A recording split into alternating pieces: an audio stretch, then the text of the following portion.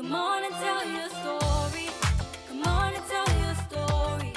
Come on and tell your story. Motivated every day. Living in victory every day. Living in victory every day. No matter what they say. No matter what they say. Living in victory every day. Living in victory every day. No matter what they say. Living in victory every day. Nicole Larsen Live, Living in Victory, every day. Welcome, this is Nicole Larsen Live, Living in Victory every day. And in today's episode, today's main guest, Lennox Boudram, takes us on the roller coaster ride of the reality of drug addiction, the impact on his family, and where he found his purpose. Drug addiction was a lifestyle. So the marriage would have not been the traditional lifestyle that most people would be accustomed to, yes? Yes, I was functioning, I had a job, but at the end of the day, there was, on Friday night, the drinking, apart from the drug, the drinking, the culture in Trinidad, we drink for everything. I remember my bosses and myself, we'd almost every evening after work, we'd go drinking, right? So I wouldn't say that the drug addiction alone is what I think for the marriage, it's just the basic lifestyle. Also, our experts, addiction professional Joella Taylor, joins us with some insightful information. Author June Doyle shares another motivational message, as well as a wonderful song from Candice Caton. So, stay with us.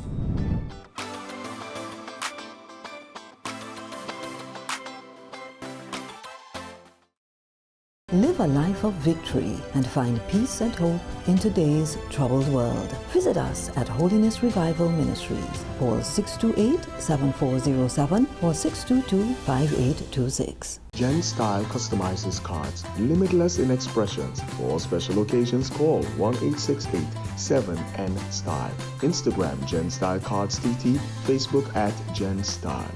Chez Jean Designs in San Fernando provides customized clothing from sassy to corporate, conservative to casual. Email janiskazo@gmail.com or call 793-1668 for consultations. Every day, we communicate through stories. Stories of ourselves, our challenges, our goals, our experiences, and our aspirations.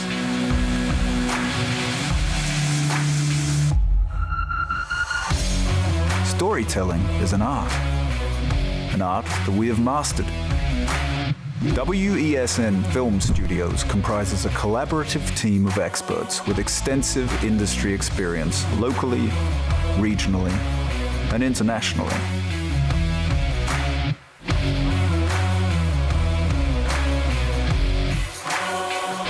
The ability of your business to successfully communicate with your preferred audience depends on the strength of the stories you tell. Your vision should be communicated in a high-quality, professional, and creative way.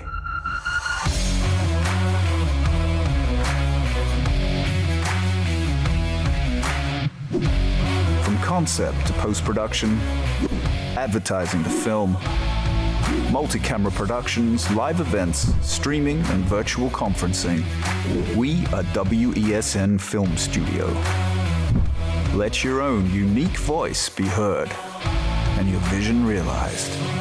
Call us today at 628-5835 for your next production.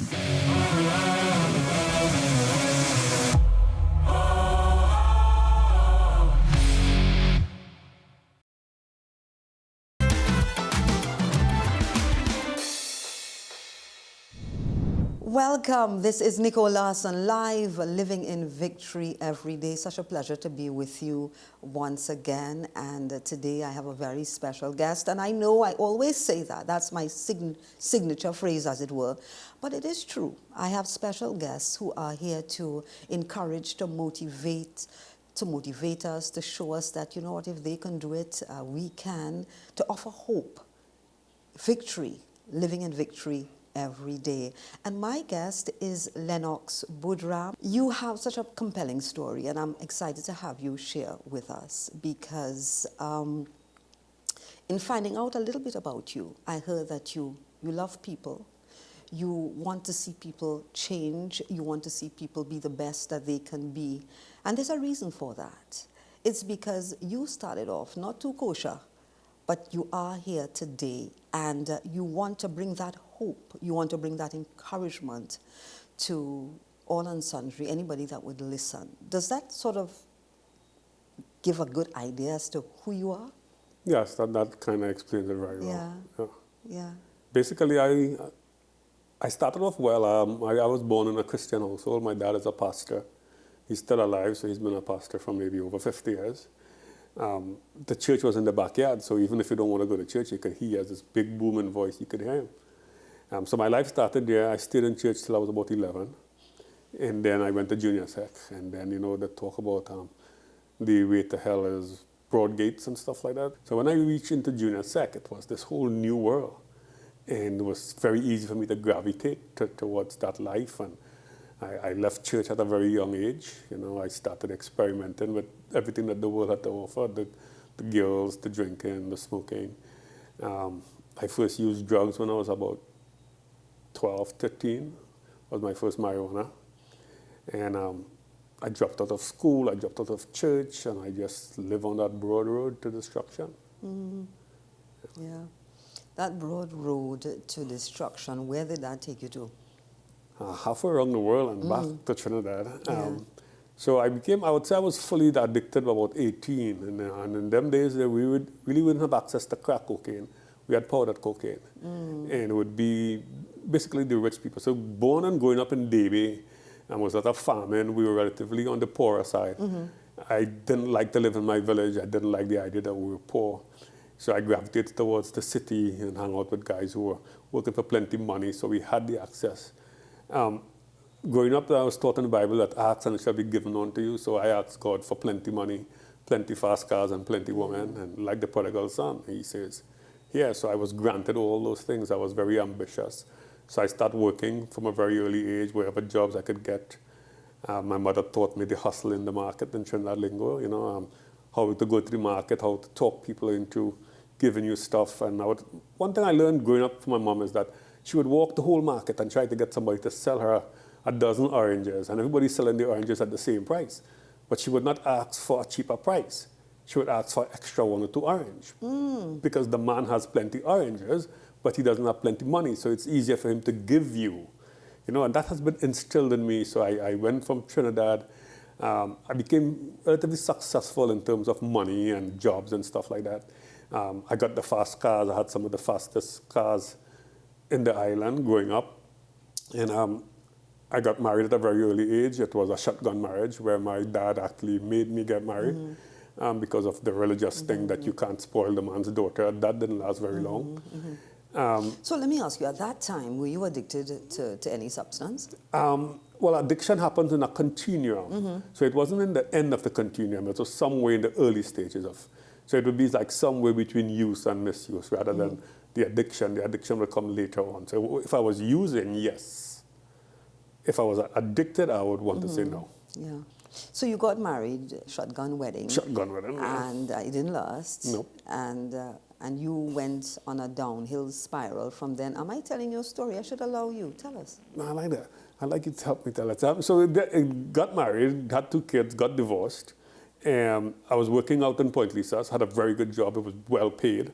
Most of that money would go behind racing and women and that whole lifestyle. I remember coming from that poor lifestyle, I never wanted to be poor. I wanted to experience life to the fullest, because I remember leaving Davie, gathering all my friends and coming up to the Hilton on the Carnival Sunday night. Right? And we would just rent our place in Woodbrook and jump up on the streets, and rather than staying south. So I always wanted to expand. I was always curious, always didn't want to stay where I were, wasn't comfortable with God had me in that moment. I wanted to create my own way. So after that first marriage, I had 2 kids. I got married again. I had 1 kid.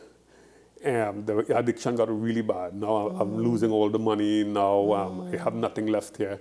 And the exodus started to Canada. So I joined that exodus. Part of it was I was tired of being addicted, because it's not easy. We look at addicts and we say, well, it's their choice. It wasn't not my choice to become addicted. It was my choice to use the drug. See? So not everybody who drinks alcohol becomes alcoholic. Right? Some of us are more prone. The science talks about the genetics. The science talks about the predisposure of it. I really never started off wanting to be an addict. I wanted to experience the drugs. And I would say this today on TV, I guess, that if there was no consequences to using drugs, I might have still used drugs. It's the consequences that made me change. Yes? So it was you felt good. Oh, it makes you feel good. That's why you become addicted. High, yes. Yes. But because of the consequences where you went from up to down, literally down. Well, it took me about 20 years plus to actually, before I could experience those consequences. Because you have to understand how the drug works in our human body. It drives the brain. The brain, in my own little world, I say that the brain has basically two functions: to keep us happy and to keep us safe. So those two marriages, those two failed marriages, had nothing to do with your drug addiction. It worked in parallel because the drug addiction was a lifestyle. So the marriage would have not been the traditional lifestyle that most people would be accustomed to, yes? Yes, I was functioning, I had a job, but at the end of the day, there was, on Friday night, the drinking, apart from the drug, the drinking, the culture and that, we drink for everything. I remember my bosses and myself, we'd almost every evening after work, we'd go drinking, right? So I wouldn't say that the drug addiction alone is what a thing for the marriage. It's just the basic lifestyle. Yeah. Yeah, because the second marriage ended because my wife wanted to come back to Trinidad. Right? So I moved to Canada because I thought, again, we as addicts, in our state of addiction, we tend to be very, very smart in a stupid way. Yeah, so we're telling ourselves that if I leave Trinidad and I go to Canada, I could stop. Yeah. So I call it my geographical rehab, yes? We'll change geography, we could get changed, but it didn't happen. But on the plane, I'm telling myself, I'm going to this whole new strange thing, I need to stop. So I stopped smoking weed and I stopped doing the crack cocaine, yes? We want to hear more, so let's just take a pause when we come back. Nicole Larsen Live, we're living in victory every day. More still to come. Living with a drug addict is like living in hell, you know? I mean, the Bible talks about there's heaven and hell, and I figure that I have lived in some version of hell.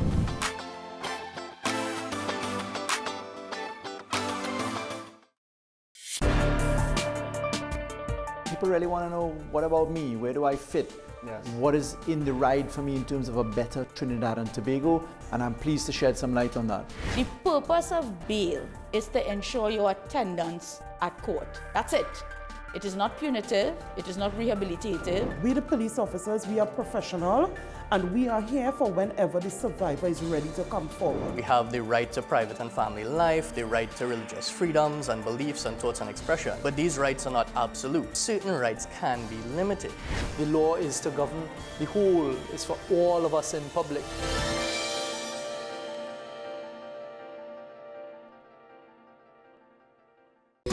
Take some time for yourself or spend some time with the family at Sandy Point Village Hotel.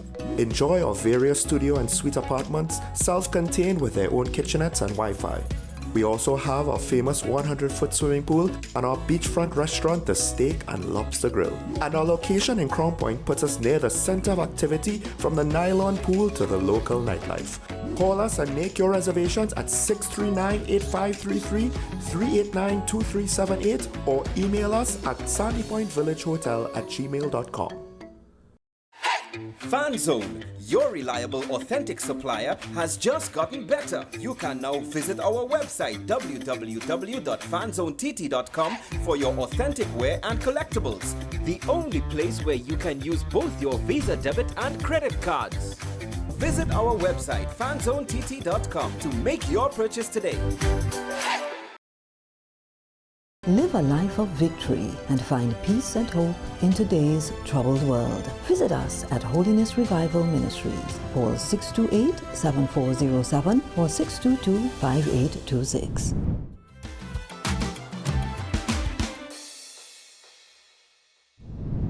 It's Nicole Larsen Live. We are living in victory every day, and we have a victorious guest here with us sharing his story. He got victory over, well, we'll find out. So before we went to the break, Lennox, you were talking about going abroad. Is it that you were running from your demons, thinking that if you go to a foreign land, maybe the addiction would not come with you? Exactly. That's precisely what it was. like I would have mentioned, I call it the geographical rehab. Yeah. Like leave everything behind and go. But it didn't work. It never works. Because when I moved to Canada, I would have stopped the cocaine and the marijuana, but the alcohol just consumed because in Trinidad at that time we didn't see alcohol as a drug. You know, we still don't. Yeah, and that's unfortunate. Yeah. Yeah, and I've been working, doing my part to try to change that perception because alcohol is a drug. So I'm trying to get to the point where you had this moment where you said to yourself, self, you have to stop. Oh, I said that about continuously for about 20 years. Gosh, and nothing happened? No, I would. I actually made about 14 attempts to change my life around and to be sober. So even after Canada, and the running was always there. I think it was a little bit of the prodigal son and a little bit of Jonah. God say go so, I say go so. Yeah. You know, so I call that addiction. Me being in that whale belly kind of thing, right? And then at the very end, it became the pigsty where I could no longer stay there.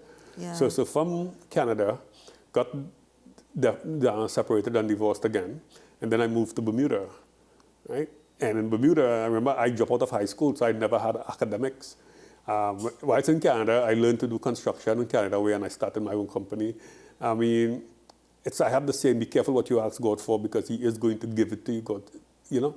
And I very adept at learning quickly and adapting, and I started my own company doing basements and stuff.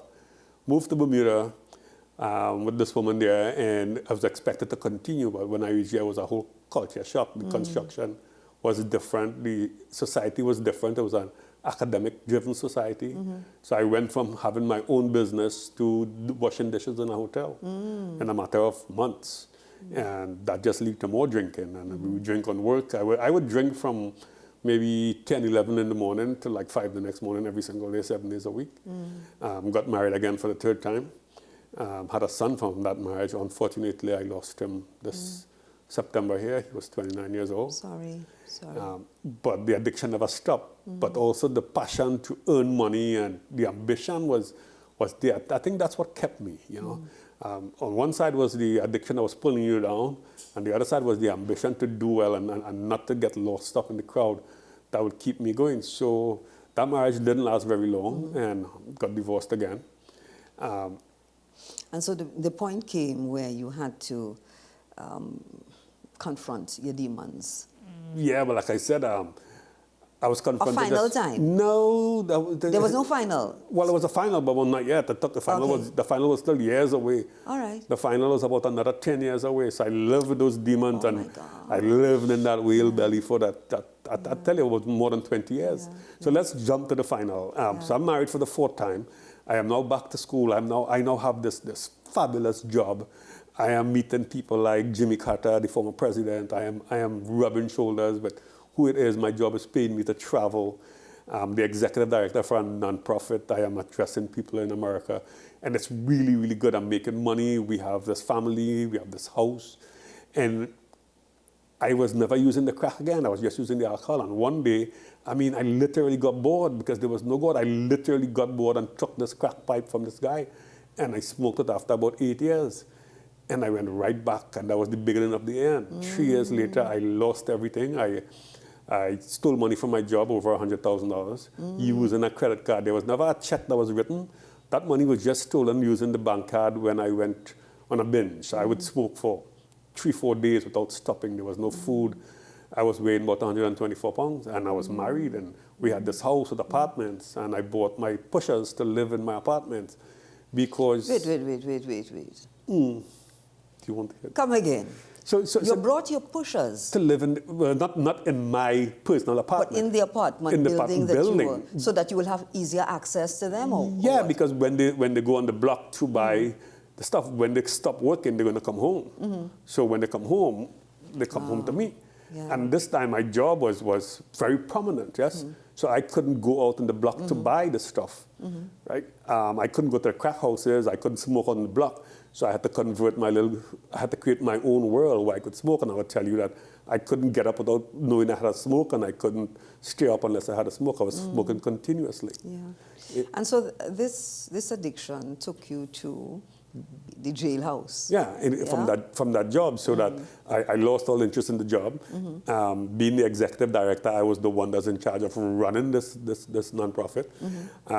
When I stopped going to work, they did an audit. They found this money was missing, but I was really good at what I was doing. So my boss called me in and said, pay back some of this money. But I would not. I give my pusher the keys to my car and say, give me $4,000 worth of crack. And when I had $4,000, I didn't want the car back. I wanted more crack.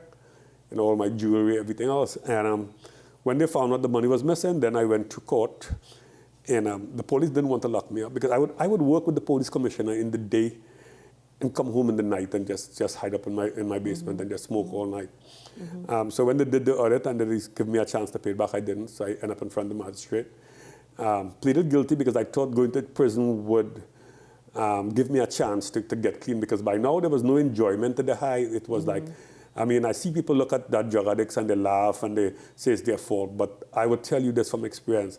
Living with a drug addict is like living in hell. The Bible talks about there's heaven and hell, and I figure that I have lived in some version of hell. So I went to court. Again, everybody knew me in Bermuda, and I made a deal with the prosecutors that I'd plead guilty to a lesser amount, and they would send me to rehab. And the judge did that. But I got sentenced to a year in prison, but if I did 90 days in rehab, that was it. And I went to rehab, and I could not do 90 days. I could not even do 2 weeks, and I scaled out. I came back, and I faced in front of her, and she laughed, and she said, I knew that you would come back. I have a gift for you. And I got sentenced to 2 years. And now there was no turning back. That was the bottom right there.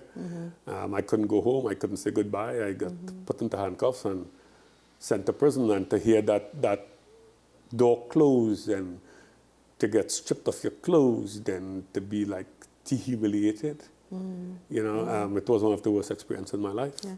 Can we say that that's the best thing that could have ever happened to you? Yeah, I think the best thing that happened to me is it's coming a little bit after that. Yeah. But this started it. That started That was the beginning. That started it. Okay, so when we come back, we'll find out what really was the best thing that you think that was able to bring you to the place that you are today. How many years? 13 years? 13 years. 13 years free as an addict. Yes. We'll be right back on Nicole Larsen Live. We are living in victory every day.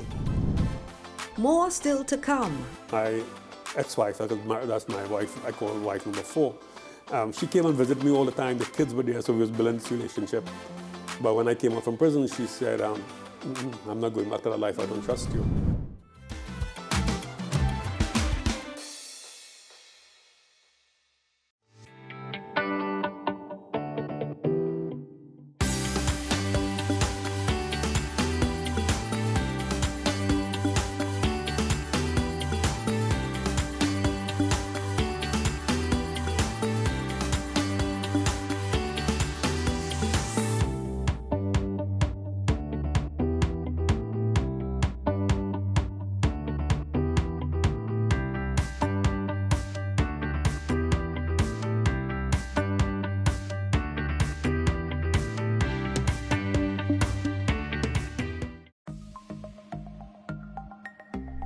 Knowing how to tell authentic is as easy as 1, 2, 3.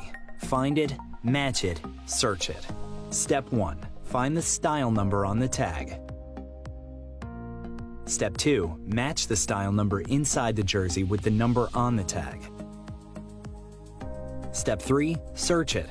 A quick Google search of the style number will verify the jersey is authentic when the search results match the jersey being searched. Don't be fooled by counterfeit jerseys. Before you buy, remember to find it, match it, search it. Fan Zone, 2 locations nationwide. Center City Mall, Chaguanas, and Movietown, Port of Spain. Nationwide delivery available. What's the best way to grab the attention of viewers? Please exercise more patience. You have to be kidding me. Doing what we do best. I'll say at the very least it's a conspiracy of laziness against the people. Join me, Keaton Shaw. And me, Sean Michael Small, for Talking Point. Weekdays from 8 a.m. to 9:30 a.m. We go in-depth on the trending issues and engage the most controversial newsmakers as we get them to account to the people for their actions. You can't go to the government with nothing. You can't go to cabinet with an empty hand, with a wish. I'm glad that we're having this a sober, mature discussion. In the present situation, I expect a continuation of the chaos. Join us for the discussion Mondays to Fridays. Only on WASN, the content capital.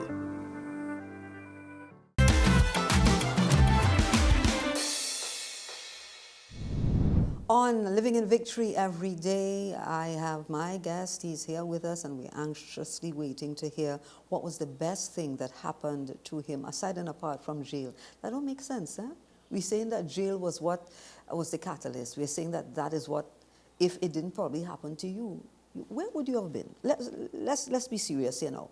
If you didn't get caught, as it were, jail didn't happen, would you be alive today? No, I'll be dead. You're dead? Yeah. I thought so. Definitely. There's no ifs and about that. Mm. Right?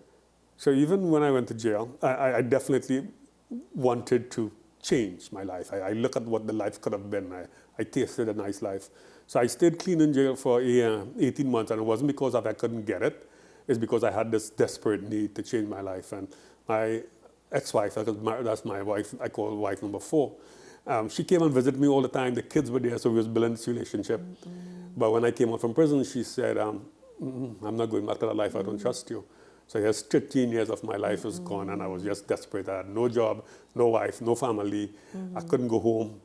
And that one day I picked back up the drugs after 18 months of clean time. Oh, no, you didn't. And at night, I smoked all day. And it's very simple. I started to cut the lawn, and my brain remembered. And I looked for the old pipes and stuff that I had. You know, I want to fast forward a bit, and I guess that's the reason why you have such a passion for families of drug addicts as well, but their families, because you know what you would have been through, what you would have put families, your own families through. You know the pain, the suffering. Tell us how this ministry was birthed, because I wanted our viewers to get the whole story as to the man. You started early as a teenager, prison life, and now you are on a roll helping families, helping addicts, ensuring that they know that they have a hope. Right, so just quickly, right? So after I came back from prison, and we said that I went into what we call a drug-induced psychosis, where you literally go crazy. Attack the wives, try to burn down the house, try to commit suicide. And that was the catalyst right there. The first time the police came to lock me up, they came with the coffee and the smiling and the next thing, we got to take you. The second time, there was none of that. And if I was in Trinidad, I would want to risk that I would have been dead also because of the training. So when the officers saw the bottles and stuff on the ground from the medication and stuff, they took me to the hospital instead of the cell. If I had gone to the police station, I would have killed myself. There was no purpose in living. So from there, I was admitted into the mental health hospital. I had to spend 30 days living with literally crazy people who were seeing their eyes moving and all that stuff like that. In there, somebody reached out to me and said, you need to go to rehab. And I had no money, and they made it possible for me to go to rehab in Florida. And it cost $60,000 US for 3 months of rehab. And I came back to Trinidad 15 years ago, broken. There was no ring and no robe that was waiting for me. It was just everybody, well, you know, he think. So during the divorce, I thought I could not put my family any more trouble. So I didn't want settlement or anything like that. So the lady said to me, if you could help one person, my $60,000 is worth it. And I devoted my life in that moment because I remember crying out to God, I had enough. I can't do this anymore. I need you in my life, yes? And God in my term is Jesus Christ. So I came back to Trinidad. My friends who I would have wined and dined were no longer there. That was the prodigal son thing. I took the last money that I had and I rented a taxi and I started work taxi. I put myself through UE. I did drug addiction counseling. I did social work. I did motivational counseling. I did gang intervention over that past years. And I asked my dad for the basement of the church that he runs. That was empty. And there I formed something called Turning Point Drug Awareness Center. Yes. In working with the drug addicts, I realized, but in Florida, that rehab had opened up my mind because they made it compulsory, the family. Imagine I got divorced for the 4th time whilst I was in rehab. People use that as an excuse to go back and relapse. My mother died when I was in training in Tobago as a drug addiction counselor. More reason to relapse. But I mean, like God said, okay, you're wasting my time. I have purpose for you. Yes. Yes. And once I surrendered, things start falling in place. I remember the very first client I had. We had no bed. It was just 2 pieces of sponge that was lying in the ground. There was no windows. There was no doors. And we just start holding the faith and just praying to God. And a couple of people poured into my life, you know, mentally, emotionally, financially. I remember going to work in taxi. I had to pay to rent the taxi, pay to rent a place to live in. I remember I'm a recovering addict, and the only place I could live in is upstairs a bar, because that's the only place that the man would take rent on a weekly basis.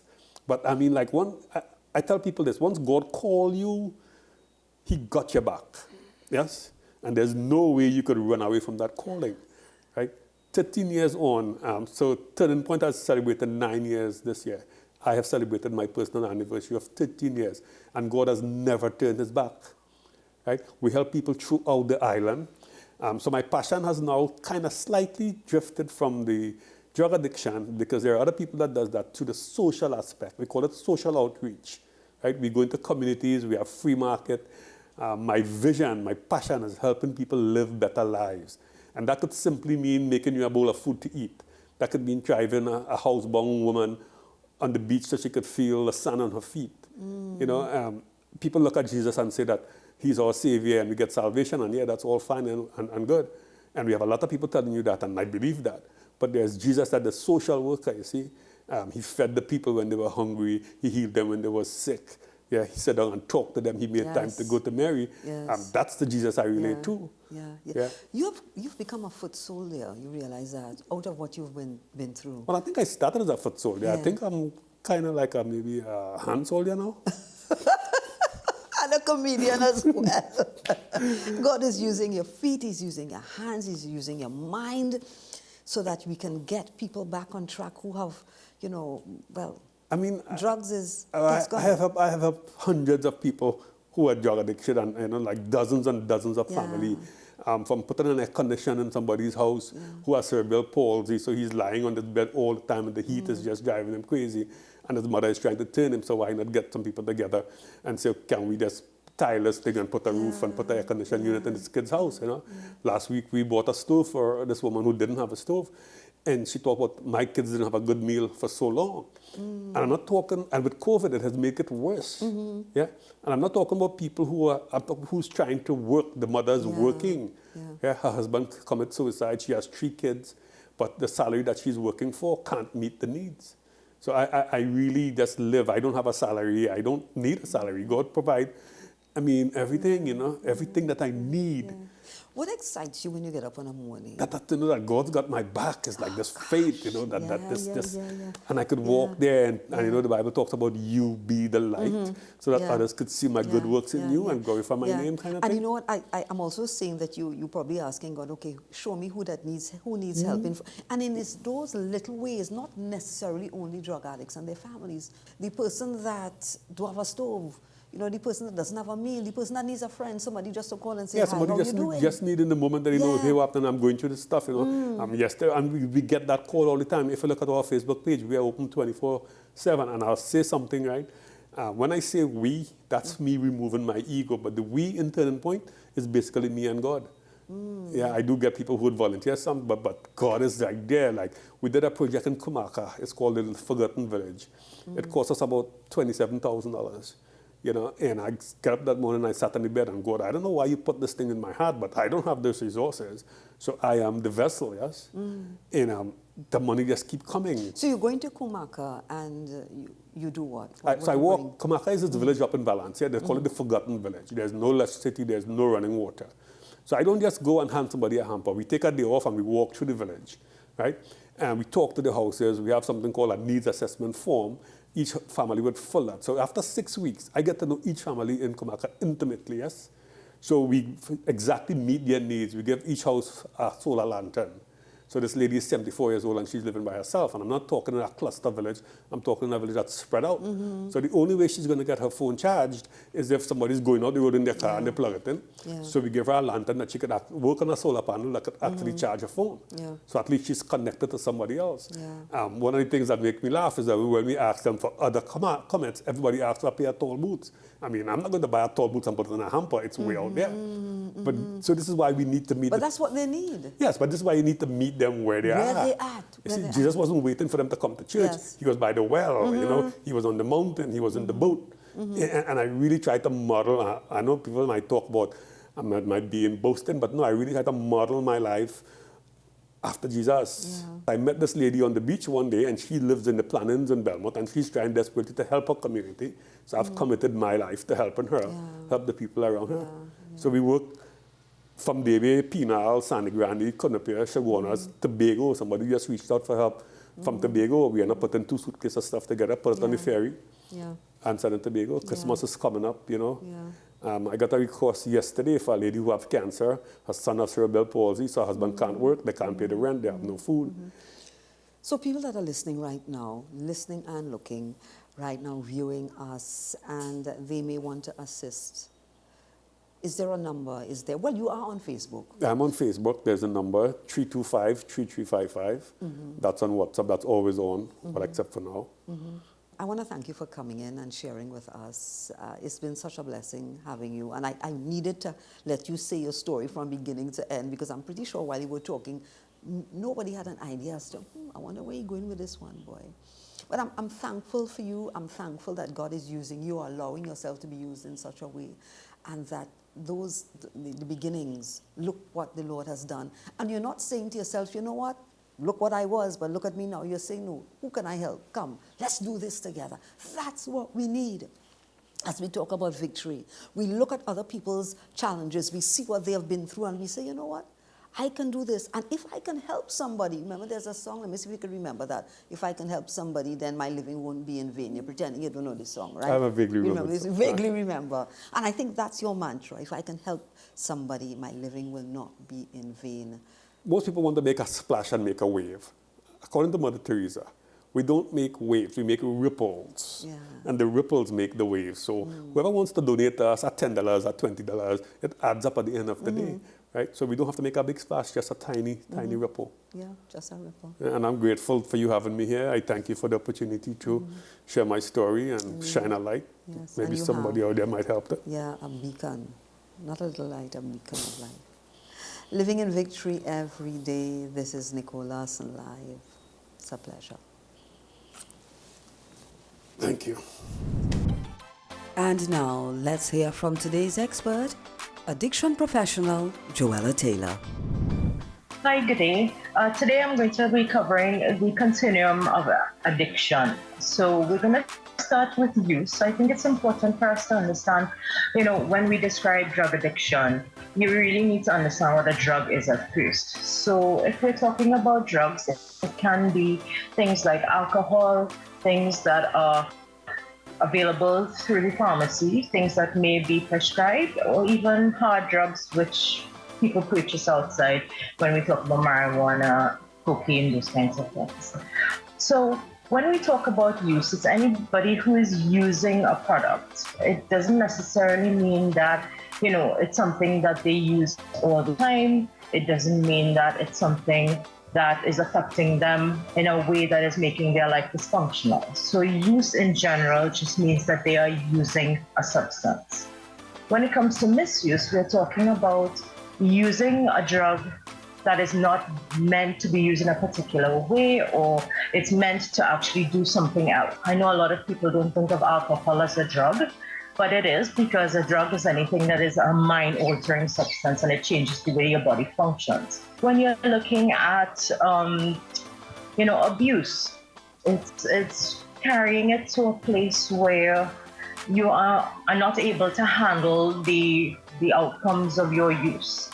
So, you're using it every day, you're using it, and it's making your life become dysfunctional. The exact end of the continuum would be addiction. It's just when you can't stop, no matter how much you want to, there's just no way for you to literally be able to quit, because your body is dependent on the drug. You are psychologically dependent on, the things that you get from the use. So whether it is pain relief in a physical sense, in an emotional sense, if it is something that allows you to relax to the point where you don't care about your life anymore and you just all you want is the drug. I think a very important thing to remember is those people who do become addicted, they don't necessarily want to be using all the time. It's just their body and their mind has become so dependent on the substance that at some point they don't have a choice. And if you get to understand that, then there's a way, hopefully, that you can engage and encourage them to find help. That makes a very strong hold on your life, and it's very difficult to break, but it's not impossible. And I think people who are going through this process of trying to get over it, they need a lot of support. They need people to give them opportunities, because I think we have such a stigma against drug addiction in Trinidad, and not only Trinidad and Tobago, but across the world, that people don't understand that friends and family do play a vital role in the actual recovery of someone. More still to come. June Doyle and Candice Caton.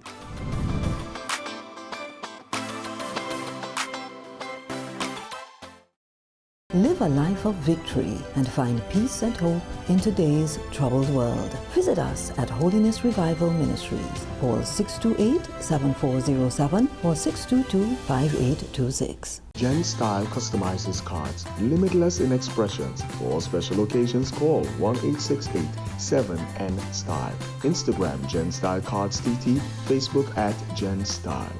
Chez Jean Designs in San Fernando provides customized clothing from sassy to corporate, conservative to casual. Email janiskazo@gmail.com or call 793-1668 for consultations. Is it politics? What is it? Is it that nobody cares about sports? The kind of support that sport used to get in the past is no longer here. The thing is, taking a knee doesn't mean that that's the only thing you're doing now, Andy. Right. Taking a knee along with other stuff. Samantha, what are you looking forward to when you return home to Trinidad and Tobago after winning the title? Thank you very much for speaking it into existence. Is there no pressure on Nicholas Ball? It makes me more motivated to work hard and to go out there and rep the white and black. Why are we sending a team to the Winter Olympics? There are a number of Trinbagonians who are in the diaspora and have grown up in winter sport. It's an opportunity that the Trinidad and Tobago Olympic Committee will not close the door on. I also believe in the players that we have. Once you can motivate the players, you can get the best out of them.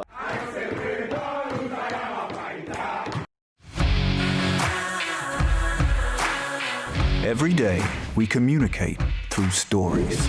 Stories of ourselves, our challenges, our goals, our experiences, and our aspirations.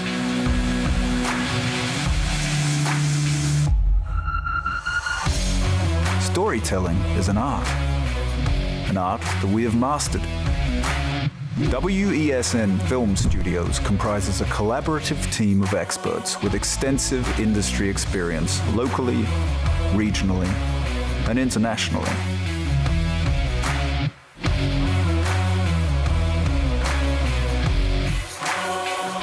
The ability of your business to successfully communicate with your preferred audience depends on the strength of the stories you tell. Your vision should be communicated in a high-quality, professional, and creative way.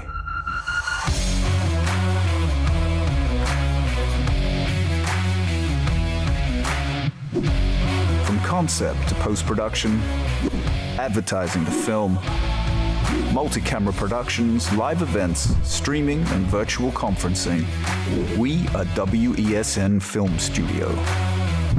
Let your own unique voice be heard and your vision realized. Call us today at 628-5835 for your next production.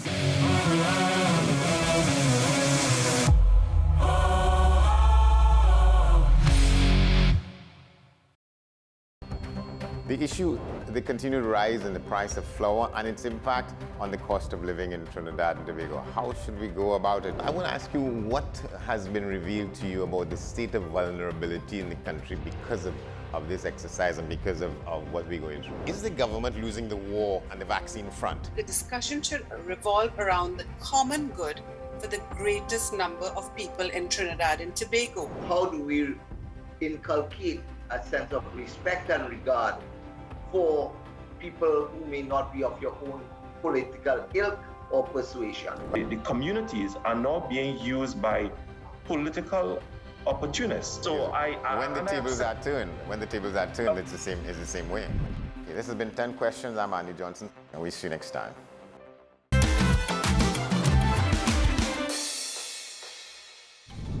My name is Jason, and you know there are many things I can say about myself, but today I'll say this: I'm powerless over addiction. And I want to tell you this: addiction is an illness. You don't hear the person with cancer or diabetes apologizing. And there's a tendency to be embarrassed about this. But you know what I will say to you when you're looking at this? You could feel embarrassed, and I did feel embarrassed. But the truth is there was help out there. And I did not take advantage of that help until a couple of years ago. My choice of poison used to be alcohol. And when you're using alcohol, your mind is creating an image. It's not seeing, and you are not seeing what really is happening. Other people, your wife, your children, your colleagues, they are all seeing, because your mind is creating some false delusion that you're a social drinker. Now you see, I used to be a functional alcoholic. And what does that mean? I didn't fit the typical role of the person out on the street. I wasn't drinking beer rum.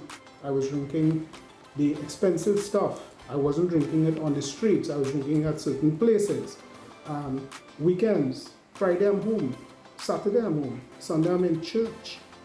And I had a good family. I have a good family, a loving wife, a good son, houses, money, vehicles, all of these things. And what I was not seeing is what was happening when I did drink. I tried and I stopped many times, because as a man, willpower told me that I could stop, but I couldn't stay stopped. When the triggers came in, hunger, anger, loneliness, tiredness, all of these things sent me right back. So I had to hit rock bottom. And my rock bottom happened to be when I saw the effects it was having on my wife, on my children, on my son in particular. But the thing is, today, I'm telling you, you could create a basement under that rock bottom. So, today is your day. Find the help. The formula is simple. Avoid the first drink, one day at a time. And if you're looking at this video, God is saying to you, a delay in His blessing is not a denial. Remove yourself from a position of defeat, because I'm speaking specifically to someone. With God, all things are possible.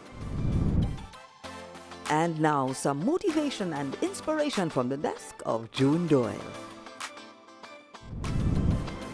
Anxiety comes on like a fainting spell. It takes the wind out of you. Replaying situations in your mind, questioning yourself if you did or said something wrong, pushes you right into the circle of anxiety. Let's stop creating unnecessary stress by holding on to our insecurities and flaws. We learn, we grow, we move on. The truth is, life rarely goes back to normal after a difficult season. Hard times changes everyone, and not just everyone, but also the world around us. That's why the first thing you should do is to give yourself grace for the mixed emotions you feel, and give grace to others too. Change is hard to get used to, but you learn compassion and empathy from your experiences. Every day presents new opportunities to make your faith stronger. Be proud of how far you have come. This is June Doyle, author, motivational speaker, signing out. Keep hope alive. Let's make the world a better place for you and for me and for everyone.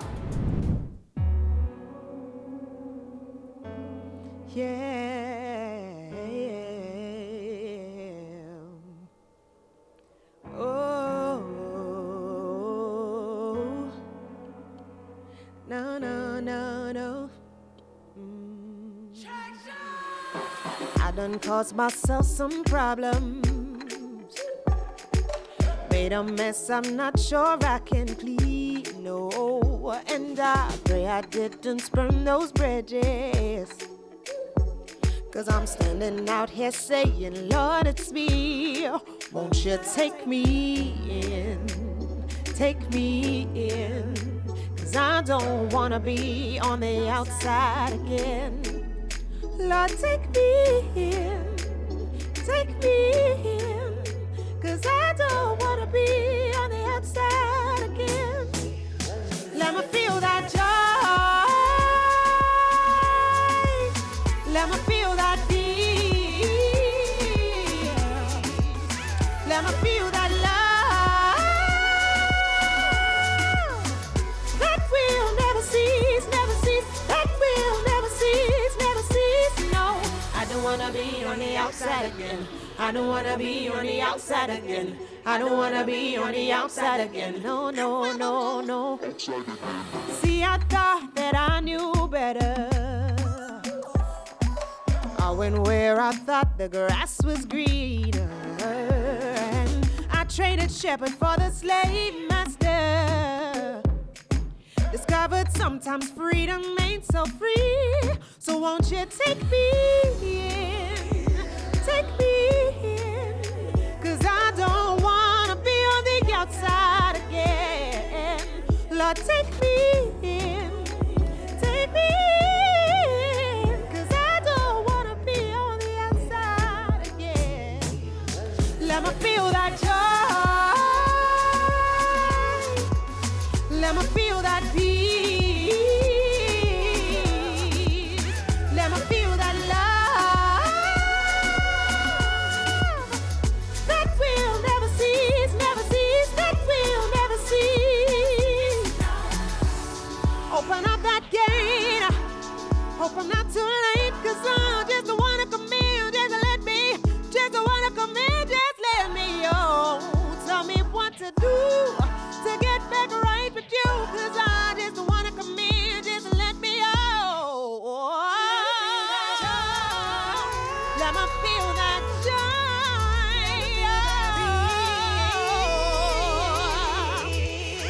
let me feel that joy.